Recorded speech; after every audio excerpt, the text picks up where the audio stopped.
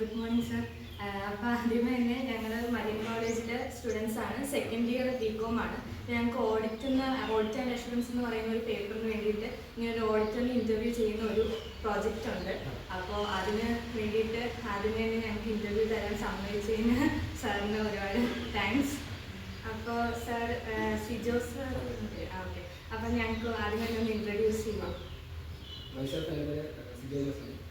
ഞാനിപ്പോൾ കറലി CA final prepare ചെയ്തിട്ടുണ്ട്. ഞാനിപ്പം കറലി ആർട്ടിഫിഷ്യൽ ചെയ്ത് Ernakulam K Venkatachalam basically communication അപ്പാണ് ചേട്ടൻ ആവശ്യമുണ്ട്. ഞാൻ എൻ്റെ പേര് പറയാം. എൻ്റെ പേര് അന്ന. അപ്പം ഞാൻ ആദ്യത്തെ ക്വസ്റ്റ്യൻ ചോദിക്കാം. ഈ ഒരു പ്രൊഫഷൻ ഇപ്പോൾ ഈ CA അങ്ങനെ ഓഡിറ്റിംഗ് ഈ ഒരു പ്രൊഫഷൻ ചൂസ് ചെയ്യാനുള്ള ഇൻസ്പിറേഷൻ എന്താണ് മെയിനായിട്ടും? പിന്നെ ഞങ്ങളൊക്കെ ആയാലും ഇനി ചിലപ്പോൾ ഈ ഒരു പ്രൊഫഷൻ ചൂസ് ചെയ്യുന്നവരായിരിക്കും ഞങ്ങളിൽ പലരും. അപ്പോൾ ഞങ്ങളോട് പറയാനുള്ള എന്താണ്? ഈ പ്രൊഫഷൻ ഒരു നമുക്ക് സൊസൈറ്റിയിൽ ഒരു റെപ്യൂട്ടേഷൻ ഉണ്ട്. അതാണ് മെയിൻലി അത്. പിന്നെ കൂടുതൽ ഇൻകം കിട്ടും. അതുകൊണ്ട് ഒരു എവിടെ ചെന്നാലും നമുക്കൊരു ഹൈലി റെപ്യൂട്ടഡ് കോഴ്സാണ് അത്. ഇപ്പം വേറൊക്കെ വരണം. ഇനി എന്താണെങ്കിലും ഒരു ഓഡിറ്റിലേക്ക് മാത്രമല്ലാതെ പല മേഖലയിലേക്ക് ഇപ്പം ഇത് നമ്മുടെ ചാർട്ടേഡ് അക്കൗണ്ട്സിൻ്റെ സ്കോപ്പ് വരുന്നുണ്ട്.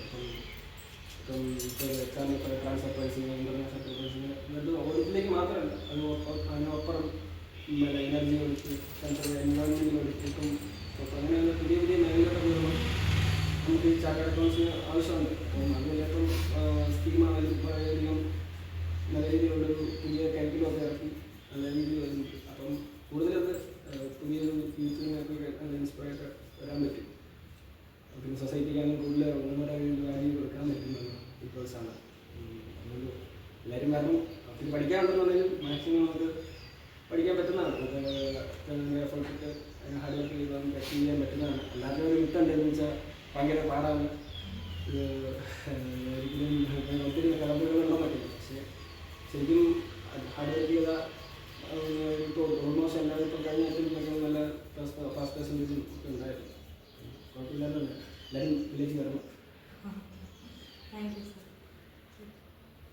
സാർ ഇപ്പം പല കമ്പനിയുടെ ഓഡിറ്റ് ചെയ്തിട്ടുള്ളപ്പോഴും നമുക്കിപ്പോൾ കാണാൻ പറ്റും ചില കമ്പനിയുടെ ഇൻറ്റേർണൽ കൺട്രോൾസ് ഭയങ്കര വീക്ക് ആയിരിക്കും, അല്ലെങ്കിൽ മാനേജ്മെൻറ്റ് അത്ര നല്ല ഗുഡ് കണ്ടീഷനിലൊന്നും അല്ലായിരിക്കും. അപ്പോൾ ആ ഒരു കമ്പനിയിൽ എങ്ങനെയാണ് പുത്തൻ ചേഞ്ചസ് റെക്കമെൻഡ് ചെയ്യുക, അല്ലെങ്കിൽ റെക്കമെൻഡ് ചെയ്ത ചേഞ്ചസ് എങ്ങനെയാണ് ഇംപ്ലിമെൻറ്റ് ചെയ്യുക, അങ്ങനെ അതൊരു എന്ത് ആക്ഷനാണ് അതിന് വേണ്ടി എടുക്കുക? നമ്മളിപ്പോൾ ഒരു കമ്പനിക്ക് പോകുമ്പോൾ നമ്മുടെ കൂടുതലും ആദ്യം തന്നെ നമ്മളിപ്പം പല മേഖലയിലും പല മാനുഫാക്ചറിങ് ഉണ്ടാവും. നമുക്ക് ഇൻഡസ്ട്രി സ്പെസിഫിക് ആയിട്ട് കുറെ അറിയണം. അതിന് തന്നെ ഇപ്പം നമ്മൾ പഠിച്ചതാണെങ്കിൽ പോലും പല ഓഡിറ്റ് ചെയ്യാൻ പോകുന്ന സ്ഥലത്ത് പല കമ്പനികളാണ്. അപ്പോൾ ആ കമ്പനിയെ ആദ്യം അണ്ടർസ്റ്റാൻഡ് ചെയ്യണം. അതിൻ്റെ നേച്ചർ ഓഫ് ബിസിനസ് ഒന്ന് അണ്ടർസ്റ്റാൻഡ് ചെയ്യണം. പിന്നെ ഇതിൽ കൂടുതലും ഇൻറ്റേർണൽ കൺട്രോൾ ഉണ്ട്. അപ്പോൾ അതിൻ്റെ ഒരു ആദ്യം റിസ്കുകളുണ്ട് അസസ് ചെയ്യണം. പല രീതിയിലുള്ള റിസ്കുകളാണ്. അപ്പോൾ അവിടെ റിസ്ക് ഓഫ് മെറ്റീരിയൽ മിസ്റ്റേക്ക് ഉണ്ട്. അത് ആദ്യം ഒരു റിസ്ക് അസസ്മെൻറ്റ് പ്രൊസീജിയർ ഉണ്ട്. റിസ്ക് അസസ്മെൻറ്റ് പ്രൊസീജിയർ ഉണ്ടെന്ന് തന്നെ ഓവറോൾ നമ്മുടെ ഫൈനാൻഷ്യൽ സ്റ്റേറ്റ്മെൻറ്റ്സിലുണ്ട്. ബേസിക്കലി ഒരു ഹിസ്റ്റോറിക്കൽ ഫൈനാൻഷ്യൽ ഇൻഫർമേഷൻ നമ്മൾ ഓഡിറ്റ് ചെയ്തു. അപ്പം അവിടെ കൂടുതലും എന്താ പറയുക ഫൈനാൻഷ്യൽ സ്റ്റേറ്റ്മെൻറ്റ്സ് എല്ലാം നമ്മൾ അവിടെ ഒന്നെങ്കിൽ അസർഷൻ ഫൈനാൻഷ്യൽ മൊത്തത്തിൽ ഓവറോൾ ഫൈനാൻഷ്യൽ സ്റ്റേറ്റ്മെൻറ്റ് ലെവലുണ്ട്, അല്ലെങ്കിൽ അസർഷൻ ലെവലുണ്ട്. സോ അതിനുവേണ്ടി നമ്മൾ ആദ്യം ഒരു audit procedure risk assessment procedure ഉണ്ട്. നമ്മളവിടെ അസസ് ചെയ്യും. അപ്പോൾ ആ റിസ്ക് അസസ്മെൻറ്റ് പ്രൊസീജിയറിൻ്റെ ബേസിസിൽ നമുക്ക് കുറച്ച് ഒരു 7 സ്റ്റെപ്സ് ഉണ്ട്. ബേസിക്കലി ഇൻക്വയറി നടത്താം. ഫസ്റ്റ് ഓഫ് ഓൾ മാനേജ്മെൻറ്റായിട്ട് ഇൻക്വയറി നടത്താം. പിന്നെ നമ്മൾ അനലിറ്റിക്കൽ പ്രൊസീജിയർ നടത്തും. എന്നുവെച്ചാൽ നമ്മൾ പെട്ടെന്ന് നമുക്ക് ഇത് കാണുമ്പോൾ ഫിനാൻഷ്യൽ കാണുമ്പോൾ ഫേസിൽ തന്നെ കാണുമ്പോൾ ഫ്ലക്ച്വേഷൻസ് അല്ലെങ്കിൽ വേരിയേഷൻ ഉണ്ടെന്ന് ഒറ്റയടിക്ക് നമ്മൾ മനസ്സിലാക്കണം. അങ്ങനെ അനലിറ്റിക്കൽ പ്രൊസീജിയർ ഉണ്ട്. പിന്നെ ഒബ്സർവേഷൻ ഉണ്ട്. നമ്മളൊക്കെ ഡേറ്റിൻ്റെ പെർഫോമൻസ് അല്ലെങ്കിൽ ആക്ടിവിറ്റീസ് ഒക്കെ നമ്മൾ പെർഫോം ചെയ്യും. അല്ല അത് നമുക്ക് ഒബ്സർവ് ചെയ്യാൻ പറ്റും. പിന്നെ റിലേറ്റഡ് ആക്ടിവിറ്റീസ് ഉണ്ട്. ഇങ്ങനെയാണ് റിസ്ക് അസസ് ചെയ്യും.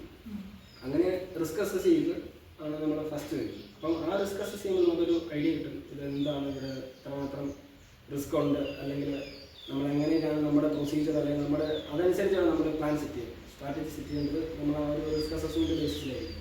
അത് കഴിഞ്ഞാണ് നമ്മൾ ഫർദർ ഓഡിറ്റ് പ്രൊസീജിയറിലേക്ക് പോകുന്നത്. ബേസിക്കലി ഡീറ്റെയിൽ ആയിട്ട് ചെക്ക് ചെയ്യും. ആ ഫർദർ ഓഡിറ്റ് പ്രൊസീജിയറിനെ രണ്ടായിട്ട് തിരിക്കും. ഒന്ന് സബ്സ്റ്റാൻറ്റീവ് പ്രൊസീജിയർ എന്ന് പറയും, പിന്നെ ടെസ്റ്റ് ഓഫ് ഡീറ്റെയിൽസ് എന്ന് പറയും. ഈ ടെസ്റ്റ് ഓഫ് ഡീറ്റെയിൽസ് പറഞ്ഞാൽ നമ്മൾ ഓരോ നമ്മുടെ ബാലൻസ് ഷീറ്റിലുള്ള അക്കൗണ്ട് ബാലൻസുകൾ, class of transaction, disclosure requirement, അതിനെല്ലാം ഡീറ്റെയിൽ ആയിട്ട് നമുക്ക് ചെക്ക് ചെയ്യുന്ന സംഭവം ടെസ്റ്റ് ഓഫ് ഡീറ്റെയിൽസ് ആണ്. പിന്നെ സബ്സ്റ്റാൻഡേർഡ് അനലിറ്റിക് പ്രൊസീജിയർ നമുക്കൊരു ബാലൻസ് ഷീറ്റ് പ്രിപ്പയർ ചെയ്യുന്നത് ഹിസ്റ്റോറിക്കൽ ഫിനാൻഷ്യൽ സ്റ്റേറ്റ്മെൻറ്റ് പ്രിപ്പയർ ചെയ്യുമ്പോൾ ബേസിക്കലി ആദ്യം തൊട്ടുള്ള ഒരു എക്സാമ്പിൾ പർച്ചേസ് എടുക്കുന്നെങ്കിൽ പർച്ചേസ് ഓർഡർ, പർച്ചേസ് അതെങ്ങനെ റെക്കോർഡ് ചെയ്തു, അതെങ്ങനെ അത് റെക്കോർഡ് ചെയ്തിട്ട് കറക്റ്റ് ലെഡ്ജറിൽ പോസ്റ്റ് ചെയ്തു, ലെഡ്ജറിൽ പോസ്റ്റ് ചെയ്ത് ട്രയൽ ബാലൻസ് ചെയ്തു, ട്രയൽ ബാലൻസിൽ നേരെ ട്രാൻസ്ഫർ ചെയ്യാനായിട്ട് പോയി. അപ്പം അത് ആ ഫിനാൻഷ്യൽ സ്റ്റേറ്റ്മെൻറ്റ് ഈ സംഭവം തന്നെയാണോ ചെയ്യുന്ന ഡെപ്പിക്ക് റിലേ ആകുന്നത് ഈ അക്കൗണ്ടിങ് റെക്കോർഡ്സ് തന്നെ വെച്ചാണ് ഫിനാൻഷ്യൽ സ്റ്റേറ്റ്മെൻറ്റ്സ് പ്രിപ്പയർ ചെയ്തത് നമ്മൾ ഡീറ്റെയിൽ ആയിട്ട് ചെക്ക് ചെയ്യുന്നത്. ഫസ്റ്റ് ഓഫ് ഓൾ തോന്നുന്നത് ഇതിൽ പോകുമ്പോൾ ബേസിക്കലി ആദ്യം ചെയ്യുന്നത് ഈ റിസ്ക് അസസ്മെൻറ്റ് പ്രൊസീജിയർ നടത്തിയിട്ടാണ്. അതുപോലെ ഡീറ്റെയിൽ ആയിട്ട് പിന്നെയാണ് ആദ്യം നമ്മുടെ ഭാഗം ക്ലിയറായിട്ട് നമുക്ക് പറ്റുന്നതാണെങ്കിലും നമ്മുടെ കേപ്പബിലിറ്റിയും കോമ്പറ്റൻസും ഇതെല്ലാം നോക്കണം. അക്സെപ്റ്റൻസ് ചെയ്യുന്നുണ്ട് ഒരു പിന്നെ ഈ ഓഡിറ്റിംഗ് സ്റ്റാൻഡേർഡ്സ് ആൻഡ് റെഗുലേഷൻസ് വരുന്ന പല ചേഞ്ചസും ഇപ്പോഴും നടക്കാറുണ്ട്. അതിനോടൊക്കെ എങ്ങനെയാണ് സാർ അപ്ഡേറ്റഡ് ആയിട്ടിരിക്കുക? ഇപ്പം നിലവിൽ വരുമ്പം നമുക്കൊരു 46 സ്റ്റാൻഡേർഡ് സംതിങ് ഉണ്ട് നമുക്ക് ഉണ്ട്. അപ്പം ഇപ്പോൾ ഇൻ്റർനാഷണൽ സ്റ്റാൻഡേർഡ് അഷുറൻസ് ബോർഡ് എന്ന് പറഞ്ഞൊരു ഇതുണ്ട്, അതിലാണ് സ്റ്റാൻഡേർഡ് സെറ്റ് ചെയ്യുന്നത്. അപ്പോൾ നമ്മുടെ ഓഡിറ്ററിൻ്റെ ഒബ്ജക്റ്റീവ് തന്നെയാണ് ടു ഒബ്റ്റെയിൻ റീസണബിൾ അഷുറൻസ്.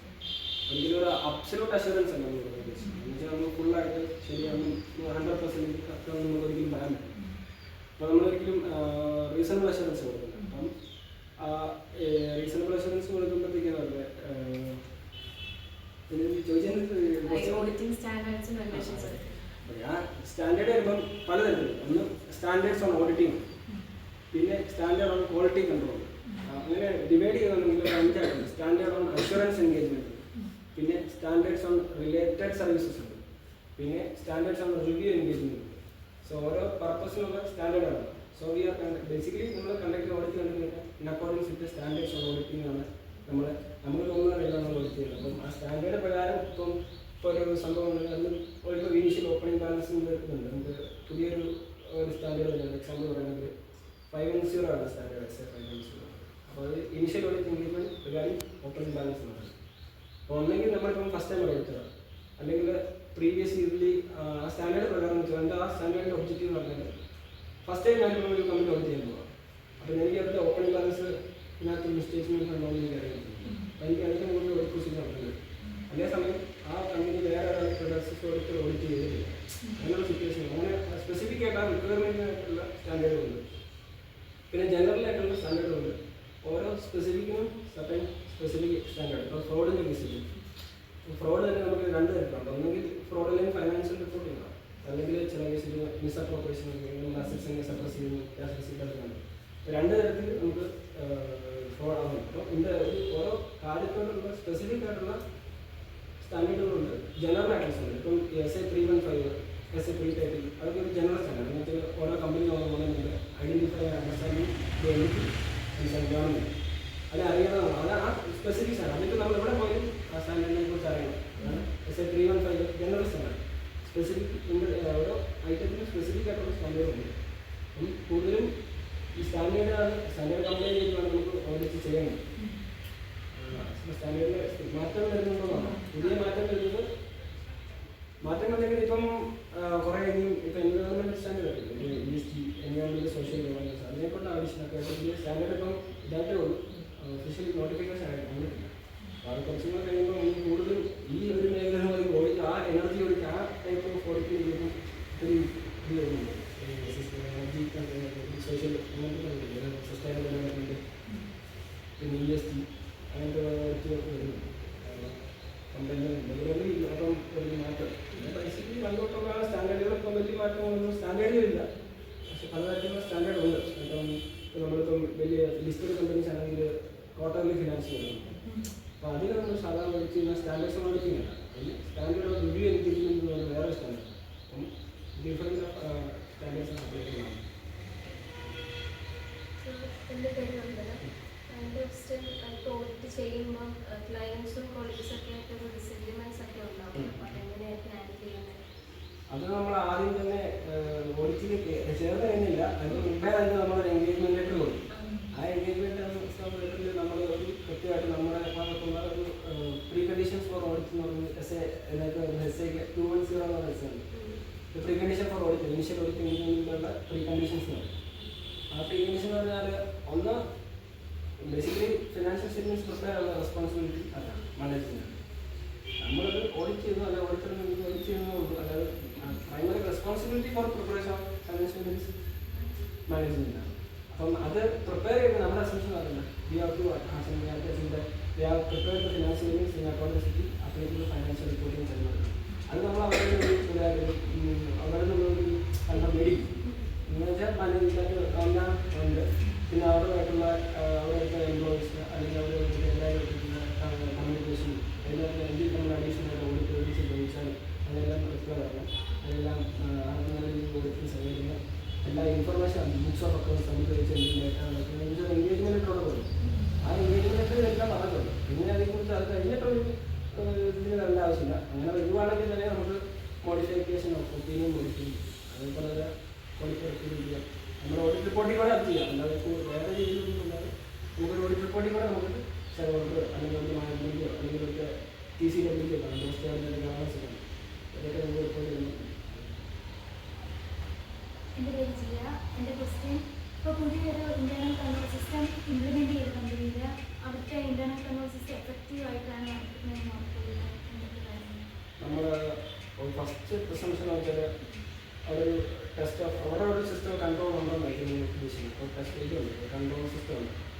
അതേപോലെ തന്നെ ഈ ഡിസൈൻ ഇംപ്ലിമെൻറ്റേഷൻ ബേസിക്കലി ഇവരുടെ ഇൻറ്റേർണൽ കൺട്രോൾ നമ്മൾ ഒരു ടെസ്റ്റ് ചെയ്യും.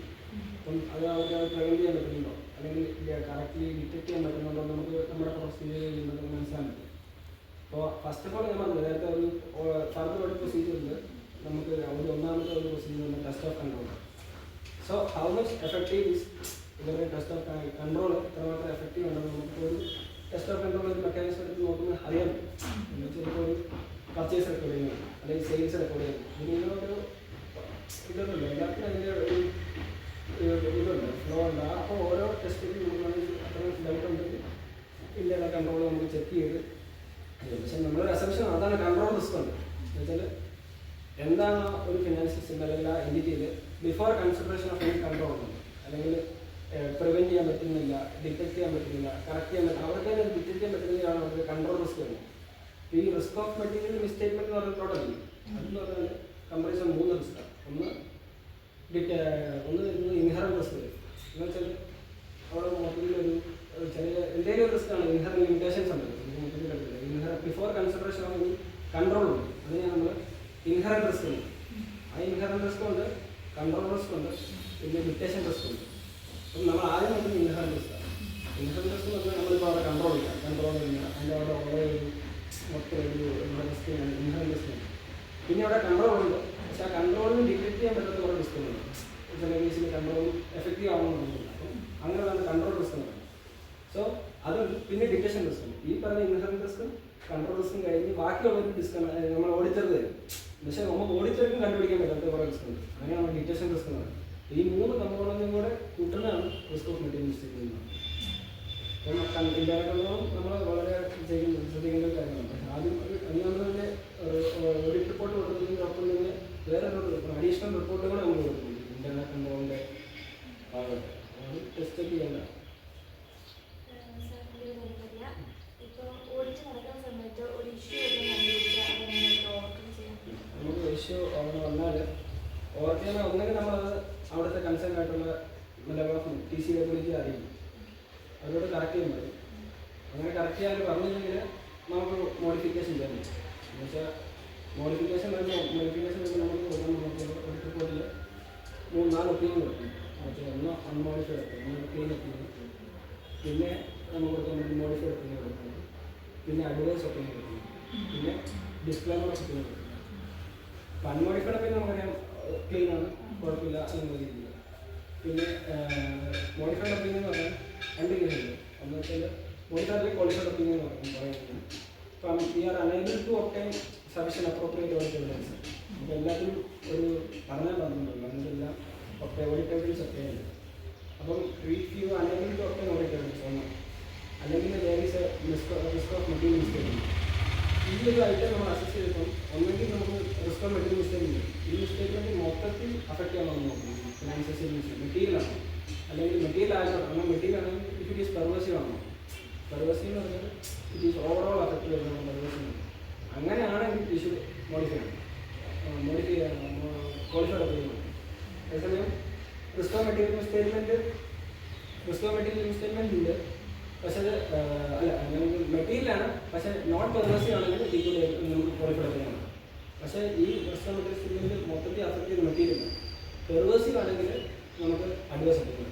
മറ്റേത് മെറ്റീരിയലാണ്, പെർവേസീവ് അല്ലെങ്കിൽ ക്വാളിഫൈഡ് ഒപ്പീനിയൻ. പക്ഷേ മെറ്റീരിയലാണ് പെർവേസീവ് ആണെങ്കിൽ അഡ്വൈസ് ഒപ്പീനിയൻ കൊടുക്കുന്നത്. പിന്നെ ഈ രണ്ട് കേസിലും റിസ്ക് ഓഫ് മെറ്റീരിയൽ സ്റ്റേറ്റ്മെൻറ്റ് ഉണ്ട്, പക്ഷേ unable to obtain audit evidence ഉണ്ട്. നമുക്ക് ഇതിൻ്റെ മുകളിൽ ഒരു ഒപ്പീനിയനെ കൊടുക്കാൻ പറ്റുന്നില്ലെങ്കിൽ ഇപ്പോൾ നമുക്ക് ഒന്നും ചെയ്യാൻ പറ്റില്ല. ഇതിന് ഫ്രോഡ് കണ്ടുപിടിച്ചില്ല എന്തെങ്കിലും നമുക്കൊന്നും, പക്ഷേ അതിനൊന്നും നമുക്ക് സബ്സ്റ്റാൻഷിയേറ്റ് ചെയ്യാനുള്ളൊരു എവിഡൻസ് ഇല്ല, പറയാനുള്ളൊരു ഇതില്ല. എങ്കിൽ നമുക്ക് ഡിസ്ക്ലൈമർ ഓഫ് ഒപ്പീനിയൻ കൊടുത്ത് നമ്മളതിന് ഒപ്പീനിയൻ എക്സ്പ്രസ് ചെയ്യുന്നു. അങ്ങനെ കോംപ്ലിക്കേറ്റഡ് ആയിട്ടുള്ള കേസിൽ നമുക്ക് റിപ്പോർട്ട് ചെയ്ത് നമ്മളെ ഫാക്ട് ചെയ്യുക, നമുക്ക് ഇതിനുള്ള റെസ്പോൺസിബിലിറ്റി ആണ്. അപ്പോൾ നമ്മളവിടെ കൊടുക്കുന്ന ഒപ്പീനിയനിൽ നമ്മൾ മോഡിഫൈ ചെയ്ത് ശരിയാക്കണം. ഒരു ഓഡിറ്റ് സ്റ്റാഫിന് വേണ്ട ക്വാളിറ്റീസ് സ്കിൽസ് ഓഡിറ്റ് സ്റ്റാഫ് ആളാണ്. ഓഡിറ്റ് സ്റ്റാഫിന് വരുമ്പോഴത്തേക്ക് നമ്മൾ ബേസിക്കലി ഒരു എൻഗേജ്മെൻറ്റ് അക്സെപ്റ്റ് ചെയ്തിട്ടുണ്ടെങ്കിൽ നമ്മുടെ പേഴ്സണലി നമ്മുടെ സ്റ്റാഫിൻ്റെ റിക്വയർമെൻറ്റ് ആയിരുന്നു. സ്റ്റാഫിൻ്റെ എബിലിറ്റി ഉണ്ടോ, കോമ്പിറ്റൻസ് ഉണ്ടോ, കേപ്പബിലിറ്റീസ് ഉണ്ടോ, പ്രൊഫഷണൽ ബിഹേവിയർ ഉണ്ടോ, അല്ലെങ്കിൽ പ്രൊഫഷണൽ ഇൻറ്റിഗ്രിറ്റി ഉണ്ടോ, കോൺഫിഡൻഷ്യാലിറ്റി ഉണ്ടോ, ഒബ്ജക്റ്റിവിറ്റി ഉണ്ടോ, പിന്നെ പ്രൊഫഷണൽ ബിഹേവിയർ അല്ല പ്രൊഫഷണൽ കോമ്പിറ്റൻസ് ഉണ്ടോ, നമുക്ക് ഏറ്റവും എത്തിക്കൽ റിക്വയർമെൻറ്റ്സ് എന്ന് പറയും ബേസിക്കലി. പിന്നെ നമ്മൾ ഓരോ സമയത്ത് ഇൻഡിപെൻഡൻസ് നോക്കിയിട്ടുണ്ട്. ഇൻഡിപെൻഡൻസ് ടു അപ്പിയറൻസ് ഉണ്ട്, ഇൻഡിപെൻഡൻസ് ടു മൈൻഡ് ഉണ്ട്. ഇത് അങ്ങനെ എല്ലാ കമ്പനിയും എത്തിക്കൽ റിക്വയർമെൻറ്റ്സ് സ്ട്രിക്ട്ലി കമ്പയർ ചെയ്യണം.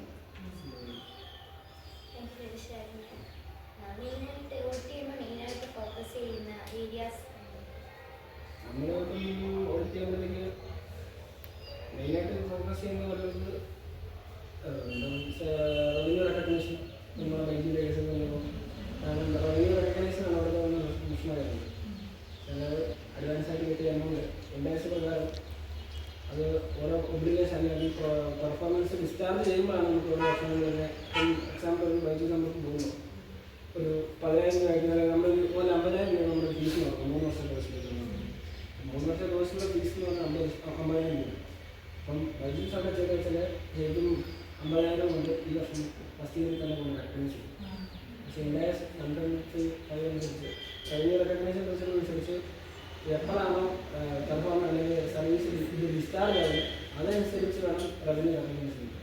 ആ ഒറ്റ അടിക്ക് കഴിയുമ്പോഴത്തേക്ക് അത് റെക്കഗ്നൈസ് ചെയ്യുന്നുണ്ടെങ്കിൽ 4,000 ക്രോസ് അപ്പോൾ സെയിൽസ് നേരെ 2,000 ഇൻഫ്ലേറ്റ് ആയി 2%. അങ്ങനെയുള്ള സംഭവങ്ങൾ ഇപ്പം ഓഡിറ്റ് ചെയ്യുമ്പം അത് നോക്കാം.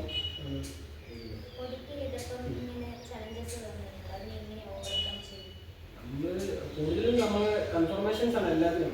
ഇപ്പം സത്യത്തിൻ്റെ ആണെങ്കിലും മണിക്കൂറിലായാലും അപ്പം ബാങ്ക് സ്റ്റേറ്റ്മെൻറ്റ് കിട്ടിയാൽ പോലും അത് ശരിക്കും അവിടെ തന്നെയാണോ ശരിക്കും തരുന്ന സത്യത്തിൻ്റെ സാമ്പത്തിക പ്രശ്നം വന്നത് പുള്ളി തന്നെ ഒരു സ്വന്തമായിട്ട് ബാങ്ക് സ്റ്റേറ്റ്മെൻറ്റ് തന്നെ അത് ചെയ്യും. പക്ഷെ അതിന് പകരം നമ്മൾ എല്ലാത്തിനും ഒരു ഒന്നെങ്കിൽ എക്സ്റ്റേണൽ കൺഫർമേഷൻ മേടിക്കുക. കൂടുതൽ ഓഡിറ്റ് എവിഡൻസ് അപ്ലൈ ചെയ്യുമ്പോൾ എക്സ്റ്റേണൽ കൺഫർമേഷൻ ആണ് മോസ്റ്റ്ലി റിലയബിൾ ആയിട്ടുള്ള ഓഡിറ്റ് എവിഡൻസ്.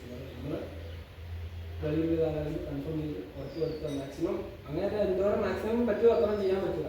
പക്ഷേ എല്ലാത്തിനും ഒരു ലിമിറ്റ് ഉണ്ട്. അതിന് ഇന്നർ ലിമിറ്റേഷൻ നമുക്ക് മൊത്തത്തിൽ റീസണബിൾ കസ്റ്റമേഴ്സ് കൊടുക്കാൻ പറ്റില്ല.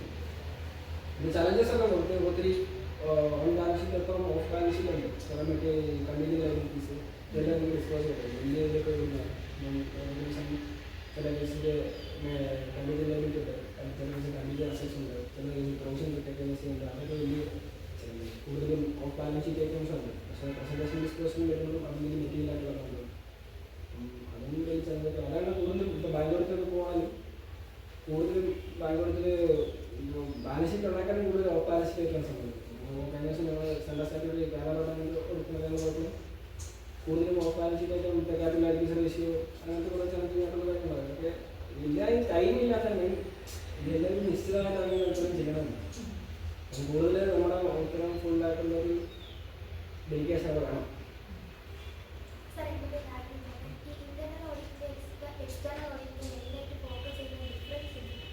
ഇന്റേണൽ ഓഡിറ്റ് എന്ന് പറഞ്ഞാൽ മെയിൻലി അതിൻ്റെ അപ്പോയിൻമെൻറ്റ് വരുന്ന വ്യത്യാസമില്ല. പിന്നെ കൂടുതൽ എക്സ്റ്റേണൽ ഓഡിറ്റേഴ്സ് വരുമ്പം അവർക്ക് ഇന്റേണൽ ഓഡിറ്റ് നടക്കും. ഒന്നെങ്കിൽ മാനേജ്മെൻറ്റ് അവർക്ക് ഒരു ഇന്റേണൽ ഓഡിറ്റ് തന്നെ നോക്കാം, അല്ലെങ്കിൽ വെളിയിലുള്ളവർ എക്സ്റ്റേണൽ ഓഡിറ്റിംഗ് വെക്കാം. എക്സ്റ്റേണൽ ഓഡിറ്റ് നമ്മൾ ഷെയർ ഹോൾഡേഴ്സ് അക്കൗണ്ട് ചെയ്യുന്ന വിഷയമാണ്. പക്ഷേ ഇന്റേണൽ ഓഡിറ്റിൽ കൂടുതലും അവരുടെ ഡേറ്റിൻ്റെ ഇത് പിന്നെ ഈ ഓരോ നമ്മൾ സ്റ്റാറ്റ്യൂട്ടറി ഓഡിറ്റർ നോക്കാൻ പോകുമ്പോഴത്തേക്ക് കണ്ടുപിടിക്കാത്ത കുറേ കല്യാണം ലെവൽ വൃത്തിയാക്കി കൊടുക്കുന്നു. ഇപ്പോൾ ഈവൻ സ്റ്റാറ്റ്യൂട്ടറി ഓഡിറ്റർ പോലെ റെഫർ ചെയ്ത വർക്ക് ചിലപ്പോൾ ഇന്റേണൽ ഓഡിറ്റേഴ്സിൻ്റെ work 610 something using work of internal auditors ഉണ്ട്. ഇവരതിനകത്ത് തന്നെ മാനേജ്മെൻറ്റിനോടൊപ്പം ചിലപ്പോൾ ഇൻവോൾവ് ആയിട്ട് ചിലപ്പോൾ അവിടുത്തെ കറക്ഷൻസ് എല്ലാം നടത്തി കൂടുതലും ഇപ്പോൾ സ്റ്റാറ്റ്യൂട്ടറി കംപ്ലൈൻസ് ഒക്കെ ആണ്. ചിലപ്പം മാനേജ്മെൻറ്റിന് അത്ര അറിയുന്നതായിരിക്കും. ഇപ്പം GST, TDS, ESI, അങ്ങനത്തെ ഓരോ ഐറ്റംസ് ഒക്കെ കംപ്ലൈൻസ് സ്റ്റാറ്റ്യൂട്ടറി റിക്വയർമെൻറ്റ്സ് ഉണ്ട്. അതിനെല്ലാം ഒന്ന് ശരിയാക്കി പിന്നെ എല്ലാത്തിനും ഇൻവോൾവ് ആണ് ഇന്റേണൽ ഓഡിറ്റിന് പറയുന്നത്. അതിന് കൂടുതലും റെസ്പോൺസിബിലിറ്റി കൂടുതൽ കണക്കുകളും ഇന്റേണൽ ഓഡിറ്റാണ്. അതൊന്നും ഏറ്റവും അങ്ങനെ കഴിഞ്ഞ വന്നിട്ട് അക്കൗണ്ട്സ് കാണില്ല. അതൊരു ഓഡിറ്റിന് കൊടുക്കുമ്പോഴത്തേക്ക് വ്യക്തിയായിട്ട് കൊടുക്കണം. അതാണ് കൂടുതലും ഫോക്കസ് ആണ് ഇന്റേണൽ ഓഡിറ്റ്. എനിക്കൊരു ക്വസ്റ്റ്യൻ ചോദിക്കാനുണ്ട്. ഇപ്പോൾ ഈ ഓഡിറ്റ് എന്ന് പറയുമ്പോൾ ഒരുപാട് റിസ്ക് ഇൻവോൾവ് ചെയ്യുന്നുണ്ടല്ലോ. അപ്പോൾ സ്വന്തമായിട്ട് ഇപ്പോൾ സാറ് ഒരുപാട് ഓഡിറ്റ് ചെയ്തിട്ടുണ്ട്. അപ്പോൾ അതിൻ്റെ അകത്ത് എന്തെങ്കിലും റിസ്ക് വന്ന ഒരു സ്പെസിഫിക് ആയിട്ടുള്ള എന്തെങ്കിലും ഒരു ഇൻസിഡൻറ്റ് ഞങ്ങളുമായിട്ട് ഷെയർ ചെയ്യാൻ പറ്റുമോ? ഒരു റൂഫ് കോൺ പറയുന്ന കമ്പനിയാണ്. കുറേ സബ്സിഡിയും കുറേ അസോസിയേറ്റ് ഉള്ള കമ്പനി. അപ്പോൾ അതിന് വരുമ്പം ഈ നമുക്ക് ഇൻഡസ്ട്രി അല്ലെങ്കിൽ സ്റ്റാൻഡേർഡ് പ്രകാരം റിലേറ്റഡ് പാർട്ടി ഡിസ്ക്ലോസ് ഉണ്ടാവും. ഇവർ ഈ അങ്ങോട്ടും ഇങ്ങോട്ടും അഡ്വാൻസ് ക്യാഷ് അമൗണ്ട് ട്രാൻസാക്ഷൻ നടത്തുന്നു.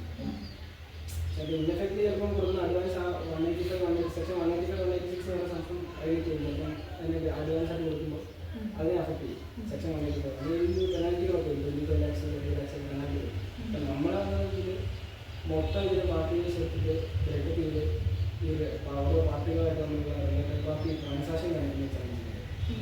എന്നുവെച്ചാൽ ആ ബാലൻസിൽ ഈ ചില എവരിത്തിങ് ടു ബി ഡിസ്കസ് ചെയ്യണം. ഒത്തിരി റിലേറ്റഡ് പാർട്ടി ഉള്ളപ്പം വലിയ കമ്പനിയാണെങ്കിലും കുഴപ്പമില്ല. വലിയ കമ്പനികൾക്ക് അതിനൊക്കെ ഒരു ടൂളൊക്കെ ഉണ്ട് ഈ റിലേറ്റഡ് പാർട്ടി ട്രാൻസാക്ഷൻ. അപ്പം ഞാനിതെങ്കിലും നമുക്ക് റിലേറ്റഡ് പാർട്ടി ഉണ്ടാവില്ല. അതിൽ നിന്ന് ഓരോ പാർട്ടികൾ റിലേറ്റ് ചെയ്ത് കാരണം അത് അത്രമാത്രം സ്പെസിഫിക് ആണ്. ഓരോ ഐറ്റംസ് നമ്മൾ ഡിസ്കസ് ചെയ്യും. സോ ഓരോ ഐറ്റം അങ്ങോട്ടും ഇങ്ങോട്ടും മാറുന്നതനുസരിച്ച് ചിലപ്പോൾ അതിനനുസരിച്ചുള്ള ട്രാൻസാക്ഷൻ മാറും. അതിൻ്റെ ഇംപ്ലിമെൻ്റ് കണ്ടീഷൻ വരും. പിന്നെ അതിനനുസരിച്ചുള്ള ഇപ്പോൾ ചിലപ്പോൾ അഡ്വാൻസ് ആയിട്ട് കൊടുത്താണെങ്കിൽ നമ്മുടെ ലോണിന് റിലേറ്റഡ് പാർട്ടി അഡ്വാൻസ് കൊടുക്കുമ്പോൾ 185 സെക്ഷൻ വരും. അത് ലോൺ ടു ഡയറക്ടേഴ്സ് അങ്ങനത്തെ പ്രശ്നങ്ങളൊക്കെ ഉണ്ടാകും. അതൊക്കെ പിന്നെ എല്ലാത്തിനും ഉണ്ട്. എല്ലാത്തിലും നമ്മൾ അക്കൗണ്ടിങ് എററൊക്കെ ഉണ്ട്. പിന്നെ എല്ലാം നമ്മൾ മാക്സിമം നമ്മുടെ ഭാഗത്ത് നിന്ന് കൺഫോർട്ടായിട്ട് എല്ലാം കൺഫർമേഷൻ കിട്ടിയിട്ടാണ് ഓരോ ഐറ്റം വെച്ചാണ് ഇരിക്കുന്നത്. ഓരോ ഐറ്റത്തിന് തന്നെ സ്റ്റാർട്ട് ഓഡിറ്റ് പ്രോഗ്രാമുണ്ട്, ഇൻസ്ട്രക്ഷൻസ് ഒക്കെ അതനുസരിച്ച് ട്രീറ്റ് ചെയ്യും. അതനുസരിച്ച് നമ്മൾ പോകുന്നു. അപ്പോൾ അതനുസരിച്ച് ഓരോ വർക്ക് കഴിഞ്ഞാൽ പോലും വർക്ക് എക്സിക്യൂഷൻ പ്രോഗ്രാം എന്ന് പറയുന്നത് നമ്മൾ ഇതെങ്ങനെയാണ് ഓരോ അസർഷൻ വരും. അപ്പോൾ നമ്മളിപ്പം ബാലൻസ് ഷീറ്റ് ഐറ്റംസ് ആണെങ്കിൽ അതുപോലെ അതിൻ്റെ എക്സിസ്റ്റൻസ് ഇതിൻ്റെ വാല്യൂഷൻ അങ്ങനെ ഓരോ സ്റ്റാൻഡേർഡ് റിക്വയർമെൻറ്റ് പറയുന്നത്. അപ്പോൾ അതനുസരിച്ച് ഓരോ അസർഷൻസ് ലെവലിലാണ് നമ്മൾ ഐഡൻറ്റിഫൈ ചെയ്യുന്നത്. പിന്നെ ചെയ്ത പ്രവൃത്തികൾ എന്താണ്. പിന്നെ വളരെ ഇമ്പോർട്ടൻറ്റ് വേറെ സമയം ഡോക്യുമെൻറ്റേഷൻ. അത് നമ്മൾ സംഭവം ഡോക്യുമെൻറ്റ് ചെയ്തിട്ട് നമ്മൾ ആക്ടിവേറ്റ് ചെയ്യുന്നതാണ്. ഇതെന്തോ നമ്മൾ ചെയ്ത് കാണില്ല. എന്താണ് ഡോക്യുമെൻറ്റ് ചെയ്തിട്ടുള്ളത് അതാണ് അവിടെ ഇതാണ്. ആ ഡോക്യുമെൻറ്റേഷൻ വളരെ ഇമ്പോർട്ടൻറ്റ്. അതൊന്ന് സൈൻ പോകണം. പല കസ്റ്റമറും പല ക്ലയൻസിനും വിളിച്ചാലും തരാനൊക്കെ ഭയങ്കര പാടാണ്. അപ്പം നമുക്ക് ടൈം ആകുമ്പോൾ ചിലപ്പോൾ അവസാന നിമിഷമായിരിക്കും എല്ലാവരും കൊണ്ട് വരുന്നത്. അപ്പോൾ അങ്ങനെ നോക്കാൻ ചാൻസുണ്ട്. അത് മെയിനായിട്ടുള്ള കൂടുതലും ഒത്തിരി എന്താ പ്രൊഫഷണൽ സ്കെപ്റ്റിസിസം ആണ്. ക്വസ്റ്റ്യനേഷൻ മെയിനാണ്. Being alert the possible mistakes എന്നൊക്കെ പറയുന്നത്.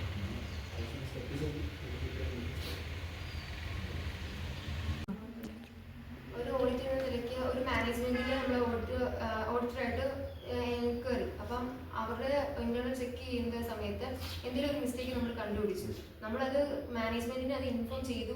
പക്ഷെ മാനേജ്മെന്റ് അതൊന്നും ആക്ഷൻ ഒന്നും എടുത്തില്ല. അപ്പോൾ ഓഡിറ്റ് എന്ന നിലയ്ക്ക് സാർ എന്തായാലും ചെയ്യുന്നത്?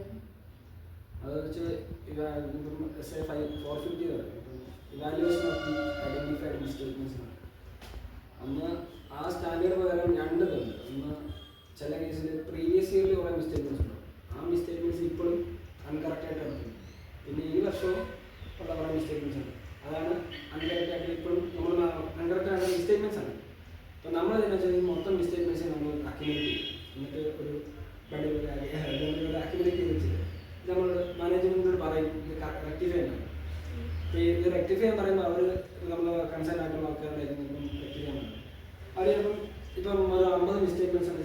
40 മിസ്റ്റേക്ക് ചെയ്യും.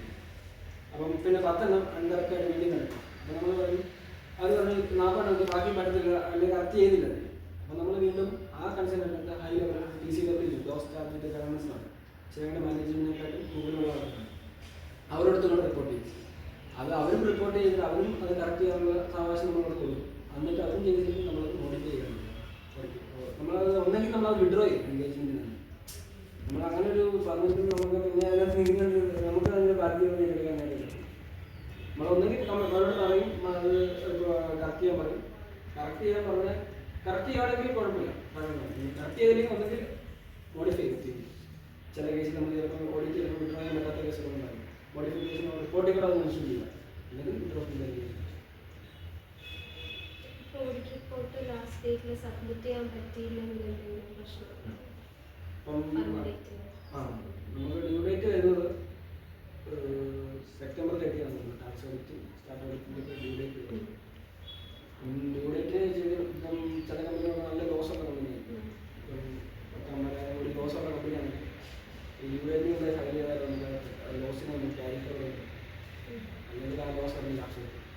ലോസ് പറഞ്ഞാൽ നമുക്ക് ഡെഫർ ടാക്സ് അനുസരിച്ച് ഈ ലോസ് ഉണ്ടെങ്കിൽ ഫ്യൂച്ചറിലുള്ള പ്രോഫിറ്റ് വരുമ്പോൾ ടാക്സ് കുറച്ച് അടച്ചാൽ ഇന്ന് നമ്മൾ ടാക്സ് കൂടുതൽ അടച്ചു അല്ലെങ്കിൽ കുറച്ചത് ഡെഫർ ടാക്സ് അടച്ചിട്ട് അതാണ് ഫ്യൂച്ചറിൽ ടാക്സ് കുറച്ച് അടച്ചാൽ പറ്റിയില്ല. അതാണ് പറയുന്നത്. ക്യാരി ഫോർവേഡ് പിന്നെ പെനാൽറ്റി ഉണ്ട്. പെനാൽറ്റി ഉണ്ട്. പെനാൽറ്റി നല്ല കറക്റ്റ് പെനാൽറ്റി വന്നില്ല. പക്ഷേ ഇതാണ് മെയിനായിട്ടുള്ളൊരു എല്ലാവരും കൺസേൺ ഉണ്ട്. കാരണം നല്ല ലോസുള്ള കമ്പനികൾക്ക് അത്ര ഇൻകത്തിന് തുല്യമാണ് ഈ ലോസ്. കാരണം അത്ര അടുത്ത വർഷം പ്രോഫിറ്റ് വരുമ്പോൾ നമുക്ക് സെറ്റ് ഓഫ് ചെയ്ത് അത്ര ടാക്സ് കുറയും. അതാണ് ക്യാരി ഫോർവേഡ് ചെയ്യാൻ പറ്റില്ല ലോസ്. സാർ ഇപ്പോൾ ഒരു കമ്പനിയിൽ ഓഡിറ്റ് ചെയ്യുമ്പം അവിടുത്തെ സീനിയർ മാനേജർ ഇപ്പം എന്തെങ്കിലും ഗിഫ്റ്റോ പ്രതിഫലമൊക്കെ തന്ന് ഒരു ഫ്രോഡായിട്ടുള്ളൊരു ഓഡിറ്റ് റിപ്പോർട്ട് തരാമോ എന്ന് ചോദിച്ചാൽ അങ്ങനെ വരുന്ന ഒരു സാഹചര്യത്തിൽ സാർ എങ്ങനെയായിരിക്കും? ഇൻഡിപെൻഡൻസ് വേണം. അതാണ് നമ്മളൊരു ക്വാളിറ്റി മെയിൻറ്റെയിൻ ചെയ്യാൻ ഇൻഡിപെൻഡൻസ് ആസ് ടു മൈൻഡ്. നമ്മളായിട്ട് നമ്മുടെ മൈൻഡിൽ തന്നെ ഒരു ഇൻഡിപെൻഡൻസ് ആണ്. നിങ്ങളായിട്ട് ഞാൻ ഓഡിറ്റ് ചെയ്യുമ്പോൾ നിങ്ങളുടെ എന്നെ കാണുമ്പോൾ എനിക്ക് നിങ്ങളുടെ ഉള്ളിൽ ഞാൻ അതാണ് ഇൻഡിപെൻഡൻസ് ടു അപ്പിയറൻസ്. നിങ്ങൾ നോക്കുമ്പോൾ ഓക്കെ അത്യാവശ്യം ചെയ്യുന്നുണ്ട്. അങ്ങനെയാണ് നമ്മൾ ഇൻഡിപെൻഡൻസ് ഇമ്പോർട്ടൻ്റ്. അങ്ങനെ ഞാൻ ചെയ്യാൻ പറ്റത്തില്ല. പിന്നെ ഒരിക്കലും അത് എന്നത് ചെയ്യുന്നുണ്ടായി. ഇൻഡിപെൻഡൻസ് മെയിൻറ്റെയിൻ ചെയ്യാൻ സാർ ഈ പൊസിഷൻ വന്ന ശേഷം ഓഡിറ്റിങ്ങിനെ ബേസ് ചെയ്ത് പറയാനുള്ള എക്സ്പീരിയൻസ് എന്തെങ്കിലും ഈ ഓഡിറ്റിനെ ബേസ് ചെയ്തിട്ട് എന്തെങ്കിലും എക്സ്പീരിയൻസ് അറിയിച്ചാൽ എക്സ്പീരിയൻസ് പറഞ്ഞാൽ വന്നിട്ട് ഇതിൽ കൂടുതലും ഈ സ്റ്റാർട്ട് ഓഡിറ്റിനൊക്കെ പോകാൻ പറ്റിയ കുട്ടികളൊക്കെ. പിന്നെ നമുക്ക് അവിടെ ചെയ്യുന്ന ട്രീറ്റ്മെൻറ്റുകളും അതൊക്കെ നല്ല നമുക്ക് വീണ്ടും ഭയങ്കരമായിട്ട് എന്താ പറയുന്നത് നമ്മളതിനെ അവിടെ ഒരു ഇതാണ് സംഭവമാണ്. അങ്ങനെ വരും. പിന്നെ എക്സ്പീരിയൻസ് ആണ് ഒത്തിരി കാര്യങ്ങൾ പഠിക്കാൻ പറ്റും. ഇപ്പം നമ്മളിപ്പം ബുക്സി മാത്രം പഠിച്ചതല്ല, അത് ലൈവായിട്ട് അവിടെ ഓരോ സാധനം അപ്ലൈ ചെയ്യാൻ പറ്റുന്നത് നമുക്ക് ഭയങ്കര ഒരു സന്തോഷമാണ്. കാരണം ചുമ്മാ പഠിച്ചാലില്ല ആ സാധനം കൂടെ എഫക്റ്റീവായിട്ട് നമുക്ക് യൂസ് ചെയ്യാൻ പറ്റുമ്പോൾ ഇതൊക്കെയാണ് ഇന്ന കാര്യങ്ങൾ നമ്മൾ ടീച്ചർ പഠിപ്പിച്ചപ്പോൾ കേട്ട കാര്യങ്ങളൊക്കെ അതൊക്കെ അപ്ലൈ ചെയ്യുമ്പോഴത്തേക്ക് ഒരു നല്ലൊരു എക്സ്പീരിയൻസ്. പിന്നെ നല്ല എക്സ്പോഷർ അത്യാവശ്യം ബാങ്കോളേജിൽ ഇങ്ങനെ പോകാൻ പറ്റും. എല്ലാവർക്കും പോകാൻ പറ്റും. അത്യാവശ്യം ചെയ്യാൻ പറ്റി. കുഴപ്പമില്ലാതെ ഈ സാമ്പിൾ ടെക്നിക്ക് ഉപയോഗിക്കുമല്ലോ ഈ ഓഡിറ്റിംഗ് ഇതിൽ സാമ്പിൾ ടെക്നിക്ക്. അപ്പം അതിനകത്ത് ഏറ്റവും അപ്രോപ്രിയേറ്റ് ആയിട്ട് ഏതാ ഉപയോഗിക്കുന്നത് നമ്മളിങ്ങനെ ഐഡന്റിഫൈ ചെയ്തിട്ടാണോ അത് പർട്ടിക്കുലർലി നിങ്ങൾ ചെയ്യുമ്പോൾ ഒരു മാനേജ്മെന്റ് പറയുന്ന അനുസരിച്ചാണോ സാമ്പിൾ ടെക്നിക്ക് ഉപയോഗിക്കുന്നത്? മാനേജ്മെന്റുണ്ട്. നമ്മുടെ ഇതിലൊന്നുകിൽ 80:20 ചിലപ്പം ഒരു ബാങ്കോട്ടിലേക്ക് പോകുമ്പോഴത്തേക്ക് ഒരു 10,000 അഡ്വാൻസ് കൊടുക്കണം. മൊത്തം വാല്യൂ എന്ന് പറഞ്ഞാൽ 100 കോടിയായിരിക്കും. പക്ഷെ നമ്മൾ കൗണ്ട് എടുക്കുമ്പോൾ ഒരു 20 കൗണ്ട് എടുക്കുമ്പോൾ നമുക്ക് 80% കവർ ആവും. അങ്ങനെയൊക്കെ സാമ്പിൾ സെറ്റ് ചെയ്യുന്നത് വെച്ചാൽ 80:20 20 ഐറ്റംസ് എടുക്കുമ്പോൾ 80% വാല്യൂ കവർ ആവും. അങ്ങനെയാണ് നമ്മൾ സാമ്പിളിങ് എടുക്കുന്നത്. അപ്പം സാമ്പിളിങ്ങിൽ തന്നെ പല മെത്തേഡ്സുകളുണ്ട്. ഒന്ന് റാൻഡം സാമ്പിളിങ്, പിന്നെ സെലക്റ്റീവ് ആയിട്ടുള്ളതുണ്ട്, ഹഫസാഡ് സാമ്പിളിംഗ് ഉണ്ട്, മോണിറ്ററി ഓരോ യൂണിറ്റ് ബേസിൻ്റെ കാര്യങ്ങളുടെ സാമ്പിളിംഗ് ഉണ്ട്. അങ്ങനെ കുറേ സാമ്പിളിംഗ് ടെക്നിക്സ് ഉണ്ട്. അപ്പോൾ അതിൽ ഏറ്റവും അപ്രോപ്രിയേറ്റ് ആയിട്ടുള്ള കമ്പനികൾക്ക് ഇപ്പം വലിയ ബാങ്കോഡിക്കൊക്കെ പോകുമ്പോൾ റാൻഡം സാമ്പിളിംഗ് എടുക്കാൻ പറ്റില്ല. കാരണം നമുക്ക് പോർഷൻസ് ഇത്ര അല്ലെങ്കിൽ ഇത്ര ഏരിയ അവിടെ കവർ ചെയ്യണം. ഇത്ര അപ്പം ബാങ്കോഡിക്കൊക്കെ പോകുമ്പോൾ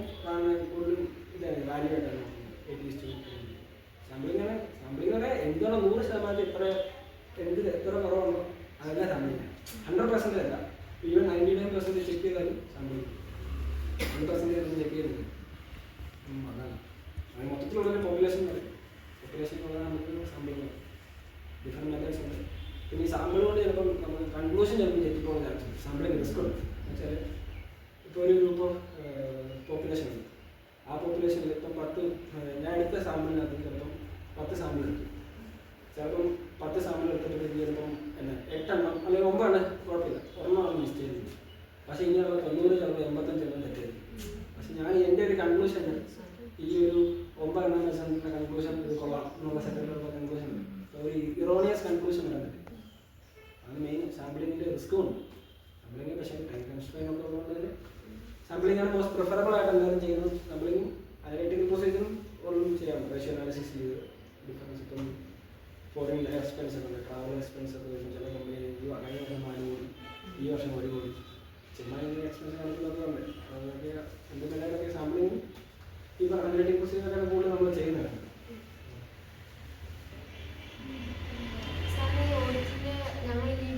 ഭാവിയിലൊരു ഓഡിറ്റർ ആകുവാണെങ്കിൽ ഞങ്ങൾക്ക് തരാൻ പറ്റുന്ന എന്തെങ്കിലും എക്സ്പീരിയൻസ് അല്ലെങ്കിൽ ഞങ്ങൾക്ക് തരാൻ പറ്റുന്ന എന്തെങ്കിലും പറഞ്ഞു തരാൻ പറ്റുന്ന എന്തെങ്കിലും കാര്യമായിട്ട് പറഞ്ഞു തരുമോ?